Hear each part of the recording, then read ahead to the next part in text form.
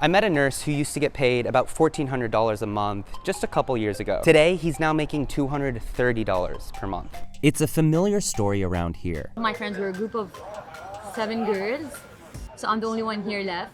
The nurse working 50 hours a week is now barely making more than $1 an hour. A lot of Lebanese people, they have just one thing in mind, just immigrate as soon as possible.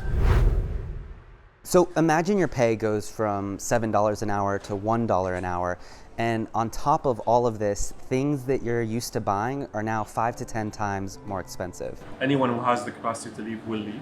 Those who stay generally are forced to stay, family. It's causing a massive brain drain, with record numbers of people leaving Lebanon. But don't be mistaken, this is not an easy choice for many. It's actually sad because most of them didn't want to leave because we had other plans, like we all wanted to stay here. People who were doctors and residents who never ever thought of leaving the country are now putting that as an only option. So how did it get to this? If you hit one person with one psychological trauma after the other, at one point they're gonna break.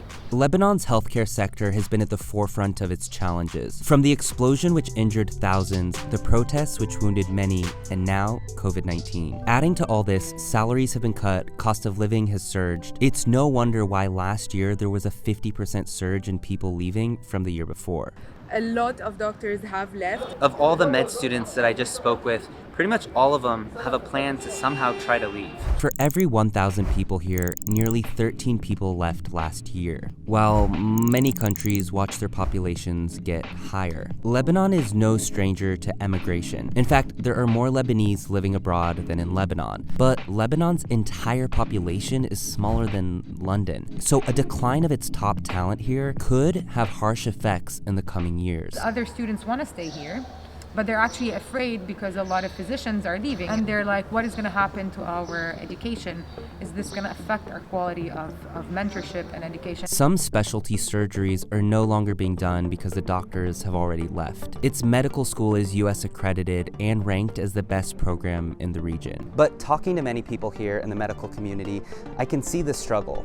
The struggle they have between fair wages and just doing what they love and helping people here in their own country. I really wanted to build my future here so that I give the chance to my kids to have the same experience here. But now with everything that's happening, it's kind of hard. The brain drain occurring here is far from just the medical community. Even people in their 60s are moving to places like Canada to start fresh. Just 6 months ago, people like Rob were doing their part to help their country. But now even a die-hard Lebanese like him is planning to leave the country. Me, I'm a victim of those circumstances. Even though I love my country, despite everything, it's not a good decision for me to stay here, and especially the fact that I have a French passport, my ticket out of the country that is now becoming really hard to live in. Everyone I talk to here blames their government. The older generation went through a war, a 15-year long civil war. A lot of people that were in this war are still alive today. A whole generation that is completely affected by traumas. So it makes you rethink this whole thing. Did my parents do the right choice staying here? We had a lot of opportunities to try to leave, especially after the war and everything. Despite once raging to the streets to protest, its young people are absolutely fed up. We're doctors, we can help in the healthcare issue, but we can't fix a whole country by ourselves. We don't mind lending a helping hand, but it was never our responsibility to fix an entire country by ourselves. Walking around Lebanon, there's one thing I've learned. Lebanese people are so resilient, they're going through so many hard times. It's great to be resilient and no, it's like at the end of the day, you're human. If you just live with resilience and just accept the status quo, you're not actually fighting for a better future. We are resilient people, we're used to this. However, I see it as a failure because society failed to help us.